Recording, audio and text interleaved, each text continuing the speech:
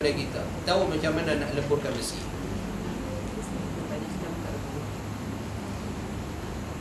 Tiupkan api untuk memanaskan besi sehingga besi itu panas merah seperti api. Zulkarnain berkata lagi, berilah kepadaku tembaga yang mendidih agar aku tuangkan supaya bercampur dengan besi yang panas tu. Itu pun sistem lagi, ilmu lagi. Sejuk dengan sejuk tak boleh dekat. Dia kena panas dengan panas. Macam orang buat keris. Saya tengok orang buat keris yang guna sampai 7 jenis besi, guna sampai 14 jenis besi, 24 jenis besi, 31 jenis besi. Buat keris lok, tak lok dan sebagainya. Daripada sebatang besi yang macam ni, bakar sampai panas, katuk sampai pipih. Yang tebal sudah jadi nipis, ambil pula besi baru, letak atas tu, bakar. Baru 2. Panas merah menyala, ketuk lagi sampai nipis, nampak satu. Ambil lagi, letak, bakar lagi. Itu ilmu.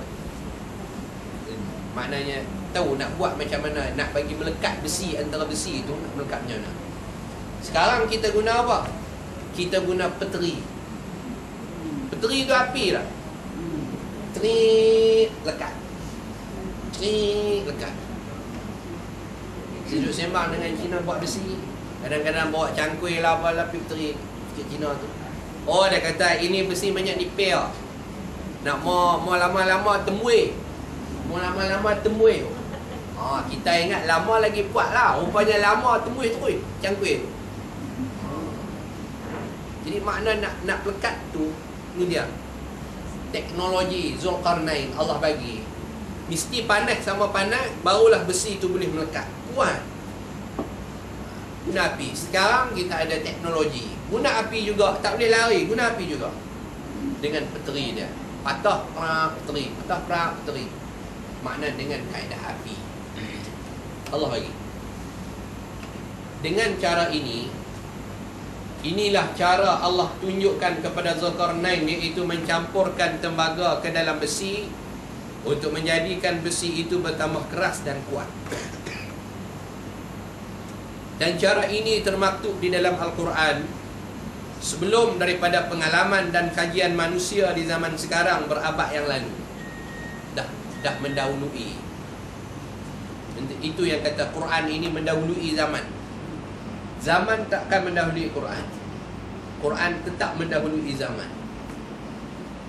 Walaupun benda itu telah berlalu beribu tahun, tetapi apa yang Quran sebut beribu tahun dulu, sekarang ni tak boleh lawan lagi.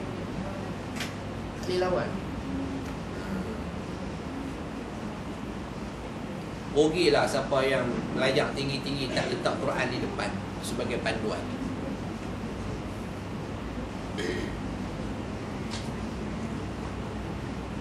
Dengan demikian, tutuplah jalan masuk Ya'juj dan Ma'juj di antara dua gunung itu, maka ia tiada kuasa mendakinya dan tiada kuasa pula menembuknya.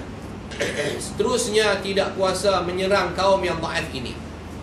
Bila dah ada tembok, Ya'juj dan Ma'juj tak boleh masuk. Selamat. Dan dapatlah mereka hidup dalam keadaan damai. Setelah itu Zulkarnain pun memerhati usaha besar yang dilakukannya itu, tetapi tidaklah berbangga dan membesar-besarkan diri, tidak bertakabur dan pandai dengan jasa kekuatan dan ilmunya. Malah ia bersyukur, menyerah ilmu solehnya kepada Allah dan menyerahkan kekuatannya kepada kekuatan Allah, serta mengiklankan keimanannya bahawa bukit, gunung dan segala dinding sekatan itu akan berlaga dan hancur lebur sebelum kiamat, dan jadilah bumi itu hampir rata.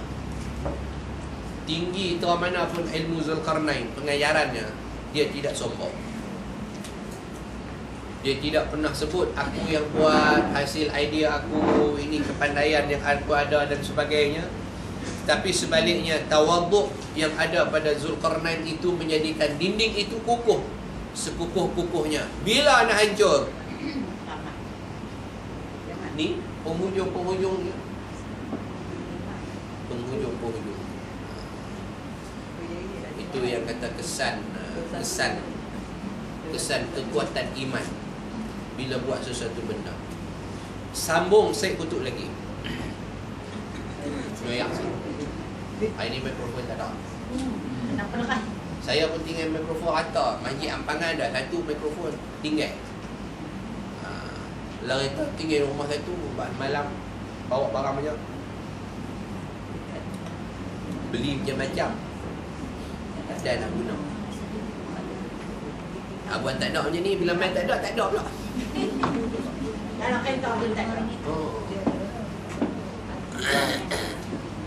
Sambung saya kutuk lagi, siapakah Ya'juj dan Ma'juj? Di manakah Ya'juj dan Ma'juj hari ini? Bagaimanakah keadaan mereka dahulu dan sekarang? Soalan ini, 3 soalan ni tidak mudah dijawab secara ilmi. Secara ilmu kita nak jawab Ma'juj ni siapa dia? Mak pak dia siapa? Keturunan apa? Jenuh cari lah. Dia duduk tang mana lah ni? Gunung tu tang mana? Nak pergi cari pula gunung tu satu kerja pula. Macam nak pergi cari Dajjal lah. Dajjal nak turun. Lepas tu nak pergi cari nak pergi tunggu Nabi Isa di Syam. Tak kala ni duk buat pemberontakan, Nabi Isa nak turun apa? Tak payah duduk pergi tunggu. Nabi Isa tak keluar, kita keluar dulu. Tak payahlah. Di manakah keadaan mereka dahulu dan sekarang? Tu ada dulu sampai kelar. Makna Ya'juj dan Ma'juj dulu zaman Zulkarnain dah ada. Hidup dah besar, dah dewasa. Makna dia mula daripada kecil sampai dewasa. Dewasa umur dia masa tu umur berapa? Dah berapa ribu tahun dah. Dah umur berapa pula? Larat ke dia? Dia buat macam contoh macam kita pula. Dulu masa umur 20 lah. Jalan 20 km tak apa. Lau umur dah 40, 60. Pergi kat sungai tu penat lah. Jangan duk fikir tak tahu. Susah duk tanya soalan. Tidak mudah dijawab secara ilmi kerana kita tidak mengetahui hakikatnya yang sebenar kecuali melalui ayat-ayat Al-Quran dan hadis-hadis sahih. Al-Quran menyentuh hal ini melalui lidah Zulkarnain, iaitu فَإِذَا جَاءَ وَعْدُ رَبِّي. Dia duduk atas kan? Fa'idha duduk atas kan? Pasal dia ikut typing Rumi punya. Jadi kena baca Fa'idha dulu. Betul lah dia duduk atas tu baru turun bawah. Tapi ayat Quran tu tak boleh sambung Fa'idha haqqa rabbi, tak boleh baca apa tu. Fa'idha haqqa rabbi wa'du wa kana, salah lah. Tu baca Quran sonsang, haram. Kena baca atas turun balik main tengah tu. Fa'idha ja'a wa'du rabbi ja'alahu dhamma dakka wa kana wa'du rabbi haqqa. Maksud dia فَإِذَا جَاءَ وَعْدُ رَبِّي, apabila sudah datang janji Tuhanku, ja'alahu dakka, dia akan menjadikan gunung-gunung itu, sekatan-sekatan itu hancur luluh. Ja'alahu dakka. Dakka ni jadi debu, jadi tepung. Macam tepung kita pegang purih tu, semua bukit bukau akan jadi macam tu, berdebu-debu. Ja'alahu dakka wa kana wa'du rabbi haqqan, dan adalah janji Tuhanku itu adalah benar.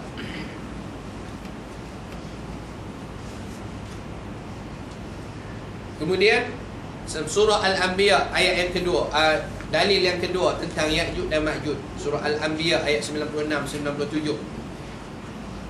Hatta idza futihat Ya'juj wa Ma'juj wa hum min kulli hadbin yansilun واقترب الوعد الحق فإذا هي شاخصة أبصار الذين كفروا يا ويلنا قد كنا في غفلة من هذا بل كنا ظالمين. صدق الله العظيم. Allah sebut tentang Ya'juj dan Ma'juj supaya waktu itu dibukakan, iaitu tembok itu dibukakan. Hatta idza futihat, supaya waktu dibukakan, iaitu tembok sekatan itu, Ya'juj dan Ma'juj, dan mereka turun dengan cepat daripada seluruh tempat yang tinggi. Dan waktu itu telah dikatakan dengan janji yang sebenar, iaitu hari bangkit. Maka tiba-tiba berlalaklah mata orang-orang kafir, iaitu berteriak, aduhai celakalah kami, sesungguhnya kami adalah dalam kelalaian tentang ini, bahkan kami adalah orang-orang yang zalim. Maknanya ayat 96-97 ini sampai satu masa tembok, dinding konkrit yang dibuat oleh Zulkarnain halang Ya'juj dan Ma'juj itu semakin terhakis, semakin akan roboh, dan sampai satu tahap dia akan roboh, Ya'juj dan Ma'juj boleh keluar. Bila keluar Ya'juj dan Ma'juj tu, dia akan buat kerosakan di muka bumi. Dia buat kerosakan di muka bumi itu. Jadi sekarang ini mungkin tak lagi lah, dalam proses. Macam Dajjal pun, yang saya ingat saya mengaji dulu, dia disebut, dia sekarang telah ada. Dan setiap minit dia sedang usaha keluar daripada dasar bumi untuk naik ke atas bumi. Tapi setiap kali dia nak sampai, korek nak sampai ke dasar bumi,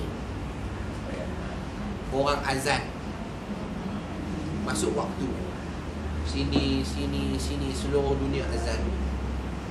Dia tenggelam balik, naik, tenggelam balik, naik. Sampai satu waktu, Nabi sebut dalam hadis, masajiduhum amirah wa hiya kharabun minal huda. Masjid banyak, besar, tapi tak ada orang. Kharabun minal huda, tak ada siapa. Dan memang sudah ada kuih masjid, kuih tak ada orang. Minggu lepas saya pergi ke mana balik, singgah sembahyang, singgah sembahyang zuhur. Dah waktu zuhur, tengok dalam takwim, waktu zuhur, tarik pagar kunci. Bukan negara lain, Malaysia lah. Saya nak pergi luar negara mana. Saya Kedah, Perak, Pulau Pinang tu je lah.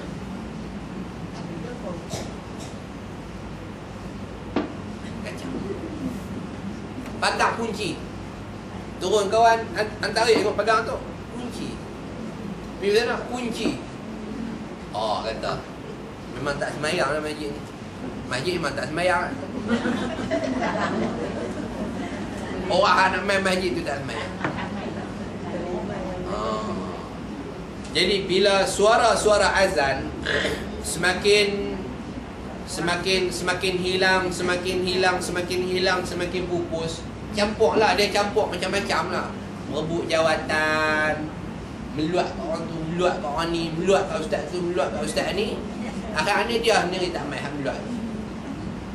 Tinggal masjid ke siapa? Tak ada siapa. Jadi akhirnya masjid, azan pun dah tak ada. Di sini hilang satu, di sini hilang. Dajjal sedang usaha naik. Sekarang dia naik turun. Sebab dia gagal dengan suara azan. Dengan gema sebut nama Allah Ta'ala, dia tak boleh tahan, dia kalah. Tapi sampai satu masa azan sudah kurang, dia berjaya naik. Tak tahulah bila, hari apa, tahun bila. Tapi dalam tak naik pun dah banyak dah. Jadi ada pun hadis sahih yang menyentuh hal Ya'juj dan Ma'juj adalah seperti berikut. Ini hadis sahih dari Zainab binti Jahshin. Dalam bahasa Arab Jahshin, isteri Rasulullah, Ummul Mu'minat, Ummahatul Mu'minat. Zainab binti Jahshin menceritakan anna Rasulullah sallallahu alaihi wasallam dakhala 'alaiha yawman faza'a يقول لا إله إلا الله ويل للعرب من شر قد اقترب فتح اليوم من ردم يأجوج ومأجوج مثل هذه وحلق بأصبعيه الإبهام والتي تليها قالت زينب ابنة جحش يا رسول الله أفنهلك وفينا الصالحون قال نعم إذا كسر الخبث رواه الشيخان. Syaikhan ni makna riwayat Bukhari dan Muslim. Rasulullah sallallahu alaihi wasallam telah masuk menemui isterinya Zainab pada satu hari dalam keadaan terkejut. Baginda berkata, la ilaha illallah, celakalah bagi bangsa Arab kerana kejahatan yang telah tembus hari ini sedikit daripada dinding sekatan Ya'juj dan Ma'juj yang dibina oleh Zulkarnain seperti ini. Baginda membuat bulatan dengan dua jarinya. Dia buat dua bulatan dengan dua jari. Dia buat ni, iaitu ibu jarinya dengan telunjuknya. Berkata Zainab, ya Rasulullah, apakah akan dibinasa kami sedang ada di dalam kalangan kami orang-orang yang soleh? Jawab baginda, ya, kerana terlalu banyak kejahatan. Pertama, hadis ini nak sebut bahawa Nabi sebut Ya'juj dan Ma'juj. Nabi sebut. Yang kedua, maklumat yang Allah Ta'ala bagi kepada Nabi SAW tentang kisah Zulkarnain bina tembok besar untuk halang Ya'juj dan Ma'juj keluar. Allah Ta'ala sudah bagi kepada Nabi. Tak tahu. Yang ketiganya, maklumat yang Allah bagi kepada Nabi bahawasanya mesej dia Ya'juj dan Ma'juj ini perosak dunia. Perosak dunia. Yang keempatnya, bila Ya'juj dan Ma'juj merosakkan dunia, ada pengikut-pengikutnya. Penyokong Ya'juj dan Ma'juj menjadi pembantu-pembantu Ya'juj dan Ma'juj untuk melakukan kerosakan-kerosakan di dunia ini. Sehingga Nabi SAW balik pada satu hari dengan keadaan dia terkejut kerana tengok orang-orang Arab banyak buat jahat. Banyak buat jahat. Tak banyak buat jahat. Lepas tu Nabi sebut di antara tempat-tempat yang banyak kejahatan itu pasar. Pasar. Banyak orang menipu, banyak orang bohong, banyak orang buka aurat, banyak orang sembang besar, banyak orang berjudi, banyak orang sombong dan sebagainya, banyak pencuri. Lepas tu Nabi suruh baca doa nak pergi ke pasar. Ni lagi doa macam tu tak? Lupa saya tak nak pergi pasar. Alasan. Pasal tu lupa tak nak baca doa, pergi nak pergi market tak baca doa, pergi kedai tak baca doa, alah pergi catu ya. Apa macam dia bukan mesti pergi jauh. Dekat pun kena baca doa. Sebab penipuan itu banyak. Jadi Nabi tengok krisis akhlak moral yang berlaku di kalangan orang Arab. Nabi sudah faham bahawa ada mesej yang Allah telah bagi kepada Nabi.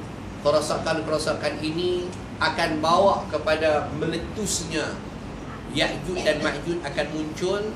Sebagaimana yang Allah Ta'ala telah sebut dalam surah Al-Kahfi itu, tembok ataupun dinding yang dibina oleh Zulkarnain itu akan hancur sedikit demi sedikit sehingga menyebabkan akhirnya dinding itu runtuh.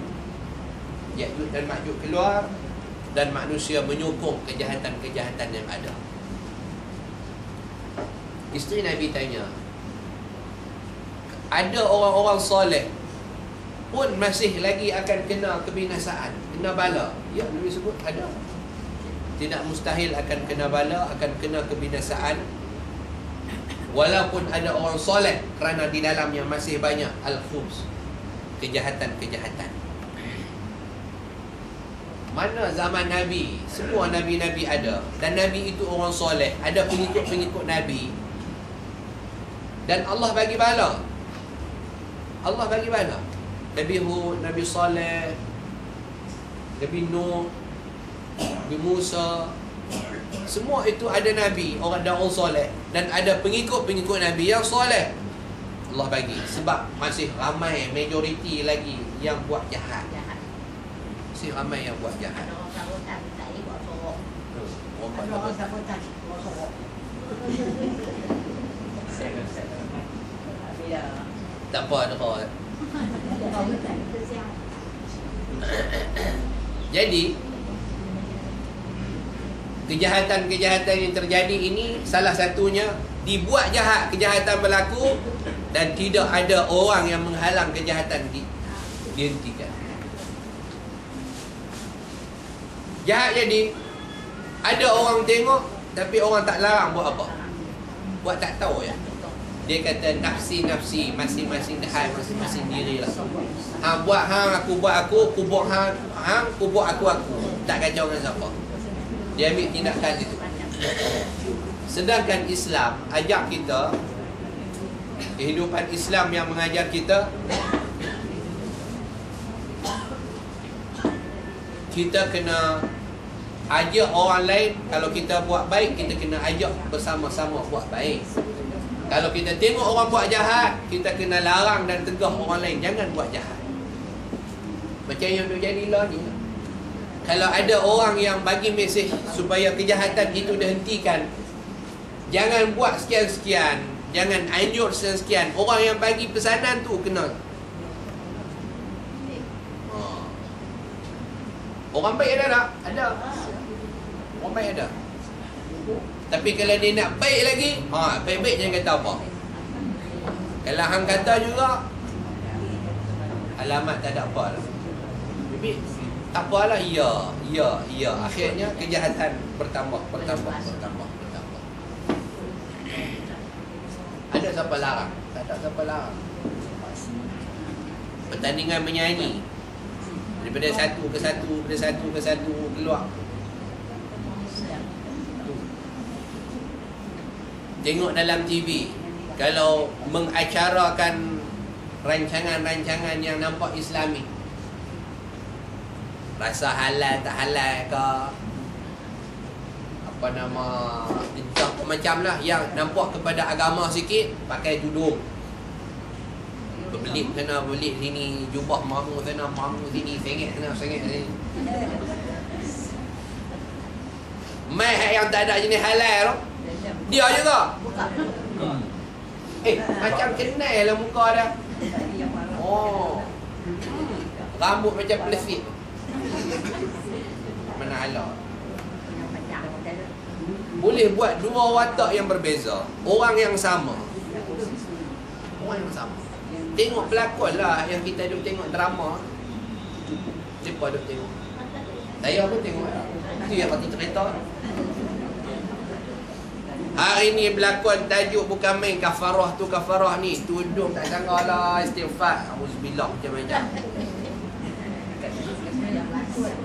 Mai esok, bukan esok, saya lagi pukul 3 pula. Tadi tengok pukul 12 lah, pukul 3 dia juga. Allah Akbar, baju kebaya, gelam ramu, dia juga. Tadi bukan main alim nasihat orang, istighfar lah, astagfirullah, kita tak boleh buat demi baik orang, nak sembahyang. Mai ni dia pula jahat. Orang buat isu ni kerja cari makan halal, cari makan halal.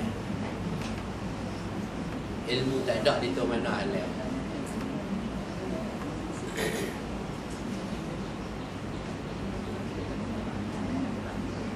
Macam ada dalam Malaysia ni jugalah, terus ada sebut nama. Saya ikut tengok dalam YouTube pula kan, dia sebut nama, serang dia pula. Tuan Guru mimpi jumpa Nabi. Ada orang kata Tuan Guru jumpa Nabi tu, dia kenal ke Nabi tu? Orang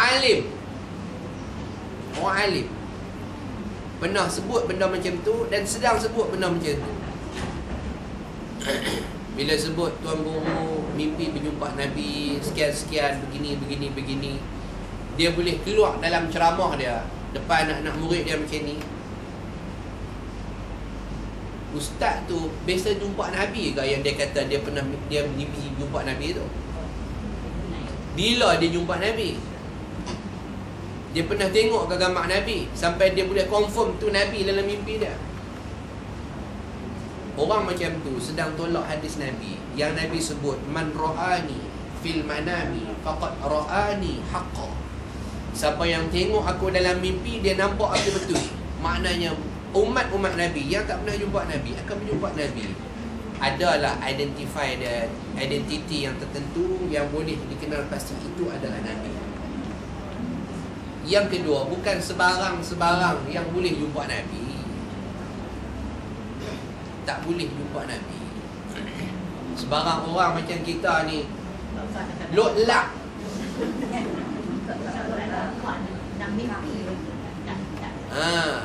Boleh baca doa telah Allahumma arini wajha nabiyika wa rasulika wa habibika fi manami.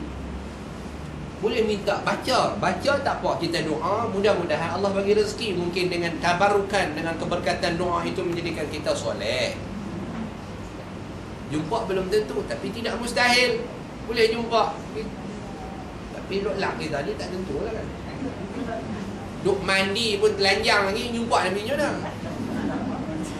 Terus serang saya sebut lah. Kalau duk mandi pun telanjang, hak Nabi tak bagi tu. Bukannya haram, sunnah.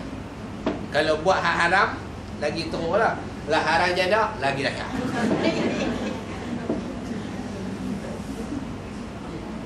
Itu dia lah sampai ke tu. Makna ulama ada ilmu, tapi boleh pertikaikan hadis Nabi. Dalam dia tak sedar, dia pertikaikan. Sayang. Daripada An-Nuwas bin Sam'an, sabda Rasulullah sallallahu alaihi wasallam, wa yab'athu Allahu Ya'juj wa Ma'juj wa hum min kulli hadbin yansilun fayamurru awailuhum an buhayrati tabariyatin fayashrabuna ma fiha wa yamurru akhiruhum fayaqulun laqad kana bihadhihi marratun ma'un.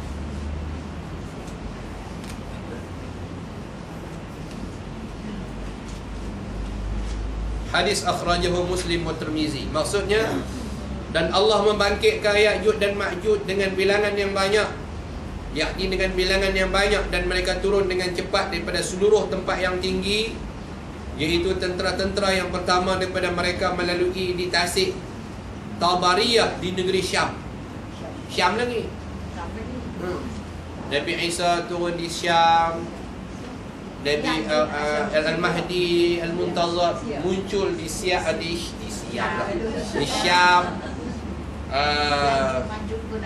Dajjal di Syam. Ya'juj dan Ma'juj di Syam.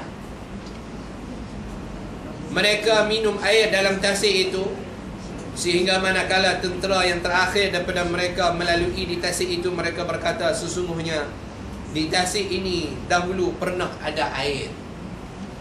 Apa maksud dia? Nak abang bahawasanya lah hadis ni, orang yang diistilahkan makna orang-orang jahat yang ikut Ya'juj dan Ma'juj ni ramai.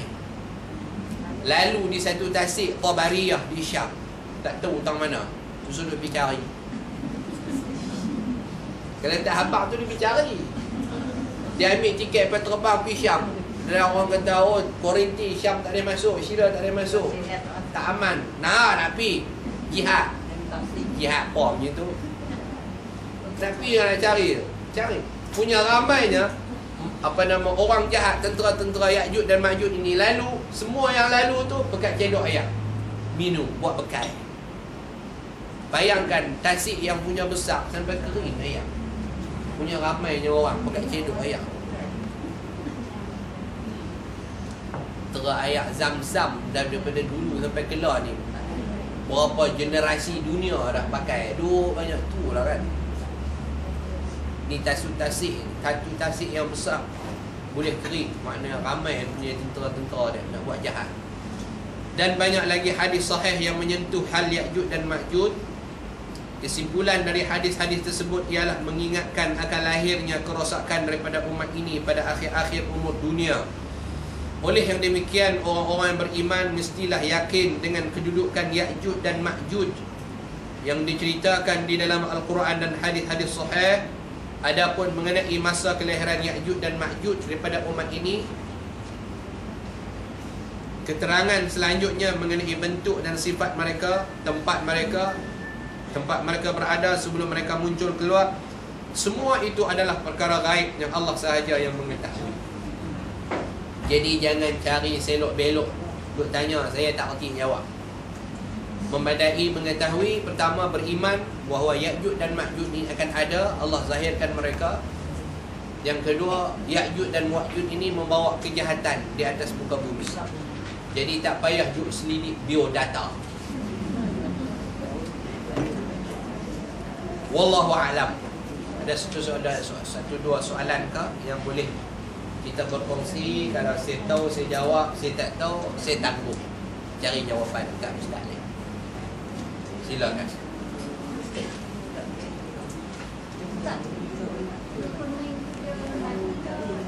Apa?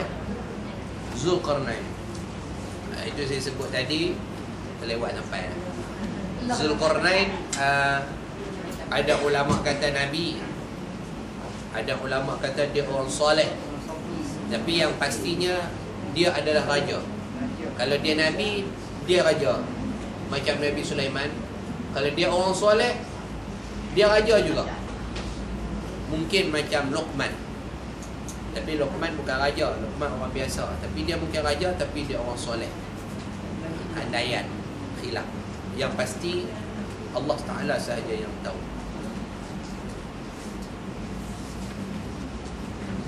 Lain ada?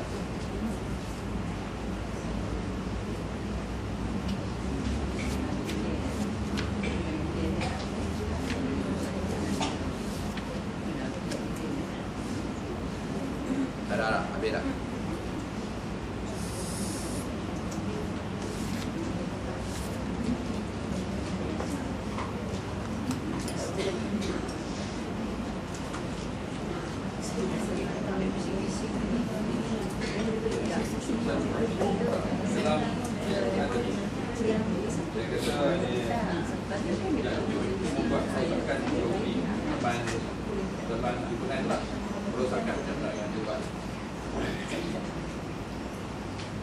Wallahu a'lam. Kerosakan itu mungkin yang disebutkan kerosakan lebih kepada kerosakan akhlak. Kerosakan akhlak maknanya menghancur kaum orang-orang kampung itu akan menerima bencana. Mereka akan melakukan kejahatan-kejahatan, maknanya akan menyokong, mungkin akan bersama-sama terlibat dengan kejahatan yang dilakukan oleh Ya'juj dan Ma'juj. Maknanya sama macam yang akan dilakukan oleh Dajjal. Dia akan mempromosi manusia untuk buat jahat. Macam Dajjal, dia mempromosikan diri dia sebagai Tuhan, dan manusia akan mempercayai Dajjal sebagai Tuhan.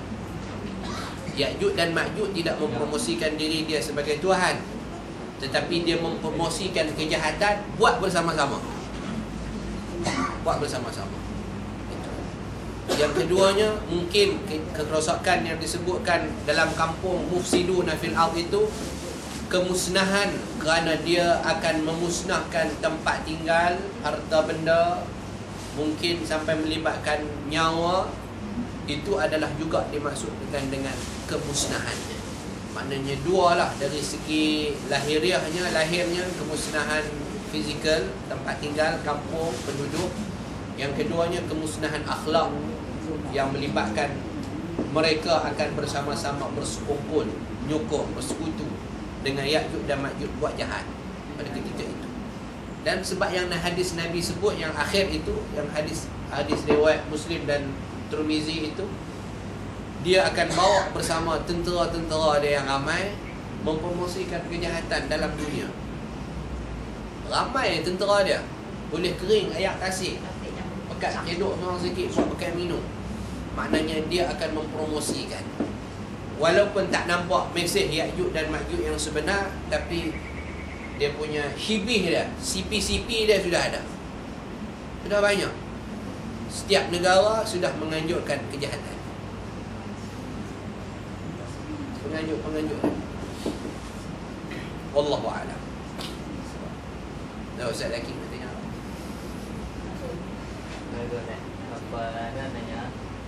Ada riwayat yang kata tentang Ya'juj dan Ma'juj nanti dia akan mati disebabkan diserang satu penyakit. Jadi macam bulat di belakang leher dia apa. Riwayat ni agak sampai Wallahu a'lam, nanti nak kena pasti. Tapi memang ada pun jumpa juga riwayat tu mereka akan mati dengan penyakit. Penyakit di badan mereka ada jenis penyakit wabak yang berjangkit dan mereka akan mati. Wallahu ta'ala a'lam. Nanti boleh tasih ni. Bagaimana orang tu nak menghindarkan daripada dajjal dengan syaitan? Cara nak hindar, oleh kerana dia bawa jahat, kejahatan. Makna jahat ini kufur.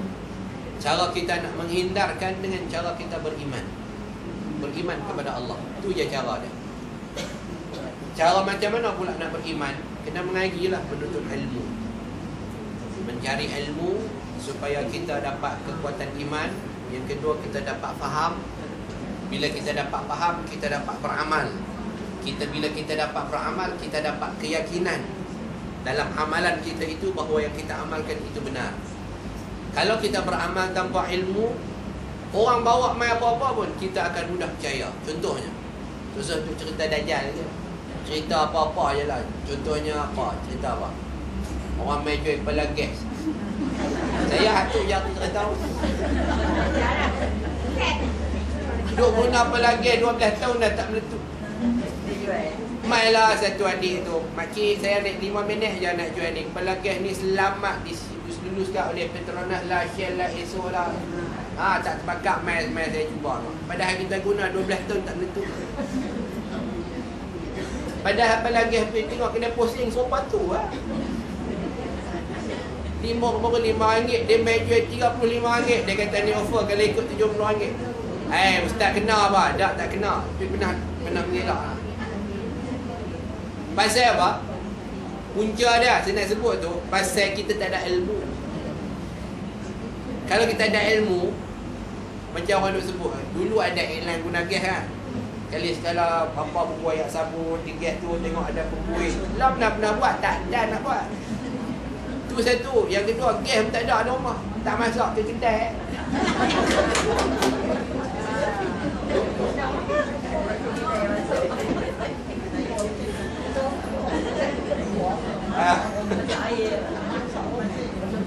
Jadi kalau ada ilmu, Faisal tu dia ada ilmu. Hamai jual lah nak apa pun. Aku tahu dengan ilmu aku tak mudah kena kelentor. Tapi bila tak ada ilmu, senang orang burung kita. Samalah nak bawa balik kepada Dajjal tu. Maknanya dia main mengaku dia Tuhan. Dajjal ni mengaku dia Tuhan. Tuhan mengaku Tuhan. Mana ada dalam ilmu, dalam syariat, dalam akidah. Tidak ada Tuhan. La ilaha illallah wahdah. Dia Tuhan yang besar. Dia satu je. Tak ada siapa boleh mengaku. Lam yalid walam yulad. Tak ada anak, tak ada ayah. Walam yakul lahu kufuwan. Tak ada siapa boleh serupa dengan Tuhan. Kita ada ilmu, kita beramal, kita yakin. Tapi bila tidak ada ilmu, hanya beramal, dia tidak yakin, dia jadi waham, dia jadi tuan. Itu ke dah tu mai hak bau pasal hal ni. Jadilah macam cerita Nabi Ibrahim, pengajaran dia. Bukan Nabi Ibrahim bodoh, Nabi cerdik, Nabi fatanah. Tapi Allah mengajar Nabi Ibrahim melalui mesej Nabi Ibrahim itu, ajar kita pentingnya ilmu, bukan bersangka. Bila Nabi Ibrahim cari Tuhan, tengok matahari, oh itu Tuhan yang besar, haza rabbi. Falamma afalat, bila hilang matahari, oh bukan Tuhan. Tunggu malam, keluar bulan pula, oh cantiknya, di Tuhan kot. Hilang, bukan Tuhan. Mai hari lain tengok bintang, cantik bintang, bergugus-gugus, cantik. Tuhan, bukan dia. Akhirnya baru jumpa Allah. Hanya tidak ada ilmu itu akan menganggap. Akhirnya dia akan menganggap itu, menganggap ini, menganggap itu. Jadi yang penting untuk mempertahankan diri daripada serangan Dajjal, Ya'juj dan Ma'juj, hanya dengan ilmu, dengan iman, belajar, mengaji, kita faham, kita balik beramal, dengan amalan itu kita dapat keyakinan. Jangan sampai jadi was-was. Was-was susah. Kesian tengok orang was-was. Saya tengok orang was-was senang je. Duk usolli. Tak boleh. Masuk lagi tak masuk. Tak masuk ni, nak masuk macam mana atau lah. Pam, bubuh penjepak sekali. Saya kata, balik beli menila kafsar tu, boleh.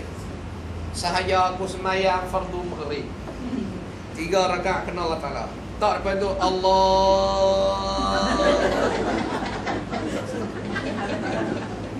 Baru masuk. Tu pun dalam tak ada ilmu, dia condemn ke tak? Ustaz, tu baca bukan niat. Dia condemn dia pula. Saya kata, baca bunyi ni mulut ni. Dia dalam hati. Hak hati tu baca tak dengar. Tengok dia. Tu baru panggil niat. Dalam tak reti condemn kita. Kita ajak dia nak bagi duit, dia tak mau. Akhirnya balik buat lah. Balik buat 3 hari. Okay, Ustaz, dah masuk lah. Hak tu tu. Tapi hak main paksi ni dia tak ada wah-wah tu. Hak tak main. Tak main. Nak cerita wah-wah nak cerita. Malam saya pergi 3 orang kawan saya. Ustaz Zakaria kawan saya tu dia penceramah haji di Perak. Tapi rasa dia tak main kat ni sebab dia mengajak di Ipoh. Yang mengajak kau ni Ustazah Aisyah Abud, kawan saya lah. Ustaz Zakaria ni dia mengajak di Ipoh. Dalam duk bawa, saya bawa kereta, traffic jam, telefon. Daripada Mekah tu, telefon 4 kali telefon. Ustaz, saya ni sah tak tawaf Ustaz? Saya bawa beg.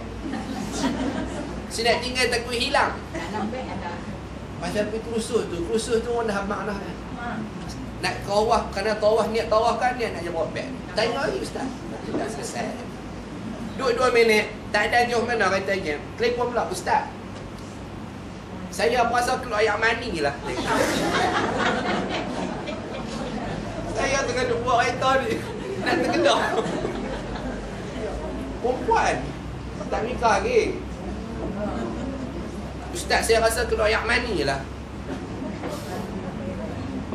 Bila tanya air mani, air madi, air wadi, air kencing, 4-5 jenis tu tak tahu apa mana satu. Duduk di Mekah tu, telefon tu marik-marik. Dia kata, Ustaz, habis kredit kita lah. Dia telefon dari Mekah tu, main duk tanya hukum hakam ni. Mutawif tak ada lah sana. Ayak mani, saya rasa keluar ayak mani dah Ustaz. Tiba-tiba duk tawaf keluar ayak mani. Cuba pijak. Tengok orang lelaki baju kau. Duk 3 minit telefon pula. Dia tu juga. Dia tu juga. Ustaz, sambil tawaf boleh tak berhenti saat rehat minum air?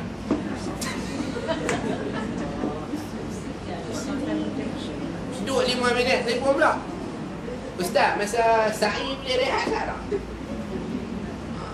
Duk saat telefon pula. Ustaz, mula di sofa kan maruah? Dia fit tak belajar. Bukan tak belajar, was-was tu. Kawan saya kata dia ni was-was. Kawan saya kenal dia. Lepas tu duduk Ustaz, telefon pula. Ustaz, tak nampak pun batu di maruah. Nak mula di sofa maruah. Tak nampak pun batu. Nak cari batu macam dulu, mana nak ada? Mana nak ada? Mungkin tak ada apa lah. Masalah. Cerita was-was tu. Cerita was-was, tak ada ilmu. Jadi hilang ngantuk dengan jam tu. Paling nak tergelak ni tengah tawaf keluar ayak mani. Rupanya dia pun tak tahu ayak mani tu apa. Ayak mazi tu apa. Ayak wadi apa. Ayak kencing apa. Tak pasal nak kena cerita di Mekah soal jawab main dalam kereta. Tu pasal tak ada ilmu. Wallahu a'lam. Habis kot tak ada. Ada tak? Yang dari Al-Muwas, dia kata jumlah jadi maju daripada tempat ini sebab ini mungkin ada pemerintah Mungkin tempat tinggi ni makna mereka keluar daripada Ya'juj dan Ma'juj. Dia dalam Quran itu dia lalu daripada celah lereng bukit. Celah lereng bukit. Mereka berusaha memanjat dan merosakkan. Makna itu satu, keluar daripada tempat-tempat yang tinggi. Yang kedua, tafsiran sama ada daripada orang yang berkuasa tinggi, wallahu alam. Saya tak boleh sebut, takut bohong Rasul. Tapi kalau ikut zahir hadis dan zahir ayat Quran dalam surah Al-Kahfi ini, dia lalu di celah antara dua gunung. Mereka cuba rosakkan empangan itu, benteng itu, sama ada mereka rosakkan, robohkan dan sebagainya. Tapi mereka berusaha, makna akan melalui daripada celah-celah itu. Itu zahir hadis dan zahir ayat Quran. Kalau saya nak sebut, nak takwil kepada mungkin pemerintah ataupun orang yang ada kuasa tinggi, yang berkuasa, mungkin turun daripada pihak berkuasa memberi arahan, wallahu a'lam. Saya tak wani sebut itu. Mungkin kalau betul pun saya tak wani sebut, takut menyalahi apa yang disebutkan oleh Nabi, saya tak wani. Tapi kalau macam Abu Lahab itu, dia adalah first lady. First lady dalam Abu Lahab tu bini Abu Lahab. Wa mura'atuhu hammalatal hatab. First lady Abu Lahab. Dia menurunkan, mengatur, merancang, menstrategikan segala bentuk-bentuk untuk mengkhianati, menyakiti, menghalang dan membunuh Nabi. Datangnya bukan sahaja daripada Abu Lahab, malah daripada kepimpinan isterinya sendiri. Sebab itu Abu Lahab masuk neraka sama dengan bini dia. Wa mar'atuhu hammalatal hatab. Bawa kayu api neraka, bakar mereka sendiri. Itu ada. Tapi kalau hadis itu saya tak wani. InsyaAllah mungkin nanti kalau ada penjelasan, nanti saya minta daripada guru yang lebih besar takwilkan hadis itu sebagaimana mengikut pandangan ulama. Wallahu a'lam. Saya tak wani dia. Habis tak? Tapi kena riba. Tak ada siapa jaga anak dah mak. Tadi apa? Subhanakallah walhamdulillah asyhadu an la ilaha illa anta astaghfiruka. Bismillahirrahmanirrahim. Wal 'asri innal insana lafi khusr illa alladhina amanu wa 'amilus solihat wa tawassaw bil haqq wa tawassaw bis sabr.